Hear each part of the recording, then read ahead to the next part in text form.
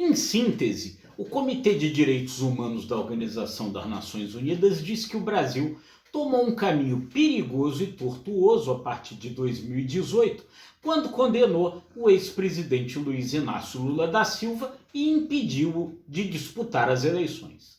Mas fica a pergunta: o Brasil deseja mesmo retornar desse caminho? A decisão do Comitê de Direitos Humanos da ONU é o grande trunfo que faltava a Lula na sua disputa com o presidente Jair Bolsonaro pela cadeira presidencial em outubro. O comitê, que se rege pelo Pacto Internacional de Direitos Políticos e Jurídicos, do qual o Brasil é signatário, decidiu que Lula teve seus direitos políticos violados em 2018 e que a proibição de concorrer às eleições naquele ano foi arbitrária. Encontrou 7 fatos que demonstram que o ex-juiz Sérgio Moro foi parcial no julgamento, que ele e a acusação, o Ministério Público, estavam em conluio para levar Lula à condenação, que houve arbitrariedade quando ele foi conduzido coercitivamente, para depor.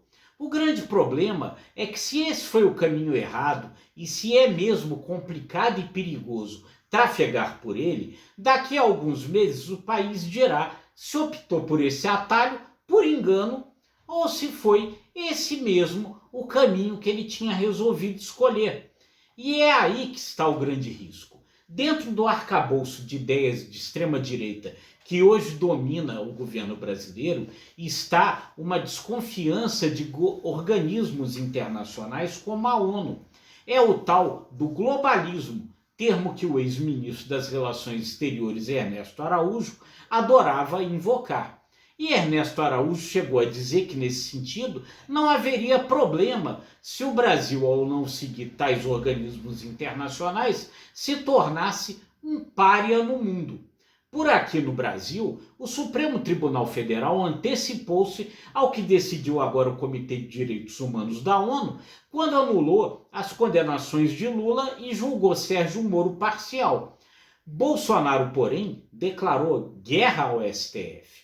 No 7 de setembro do ano passado, chegou a dizer que não cumpriria decisões vindas do ministro Alexandre de Moraes.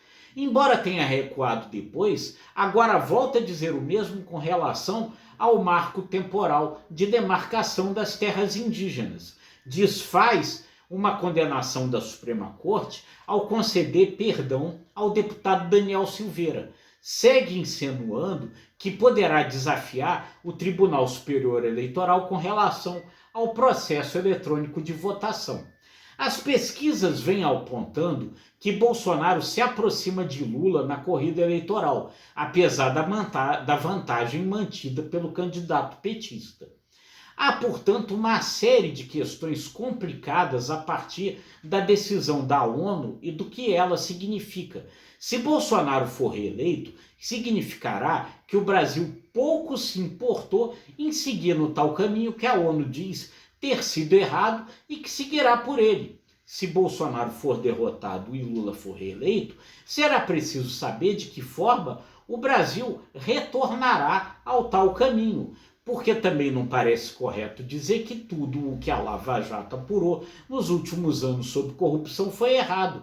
Por conta das decisões da Lava Jato, já retornaram aos cofres públicos mais de 50 bilhões de reais. Nada disso valeu? O que valeu e o que não valeu? São perguntas que a sociedade brasileira terá que responder nas urnas. Mas quanto a isso, resta ainda uma informação a acrescentar.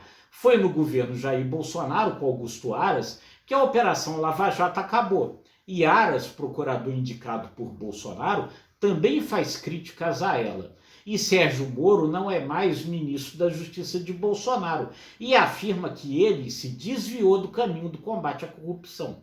Ou seja, no atual quadro de polarização da eleição brasileira, não se pode dizer que nem Lula nem Bolsonaro sejam muito comprometidos com ela. Ou seja, em outubro, o Brasil periga sair da picada que entrou em 2018, mas não para retornar para outro caminho, e sim para optar por uma nova vereda ainda. Até o próximo JBR News.